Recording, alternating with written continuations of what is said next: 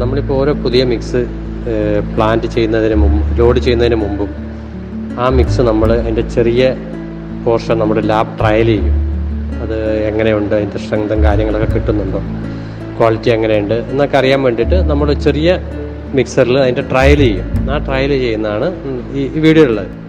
അത് ഏത് പുതിയ മിക്സ് വരുമ്പോഴും ചെയ്യും. കസ്റ്റമേഴ്സ് ചിലപ്പോൾ പുതിയ മിക്സ് ആവശ്യപ്പെടാം, പല പ്രൊപ്പോർഷനിലുള്ള മിക്സുകൾ ചിലപ്പോൾ ആവശ്യപ്പെടാം. PWDയുടെ ഒക്കെ വർക്കാണെങ്കിൽ അവരുടെ ഒരു മിക്സ് ഉണ്ട്, അത് നമുക്ക് തരും. നമ്മളതിന് മുമ്പ് ചെയ്തിട്ടില്ല എങ്കിൽ നമ്മൾ എന്ത് ചെയ്യും, നമ്മൾ ഇതിന് വേണ്ടിയിട്ട് അത് കൺഫേം ചെയ്യാൻ വേണ്ടിയിട്ട് നമ്മൾ ലാബ് ട്രയൽ ചെയ്യും.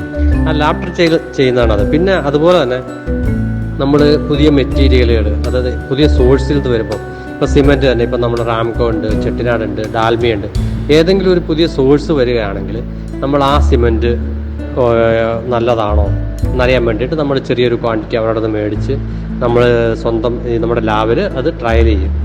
സിമെൻറ്റ് എങ്ങനെയാണ്, കൊള്ളാവോ, സ്ട്രെങ്ത് കിട്ടുന്നുണ്ടോ, സെറ്റിംഗ് ആകുന്നുണ്ടോ എന്നെല്ലാം അറിയാൻ വേണ്ടി നമ്മൾ ട്രയൽ ചെയ്യും.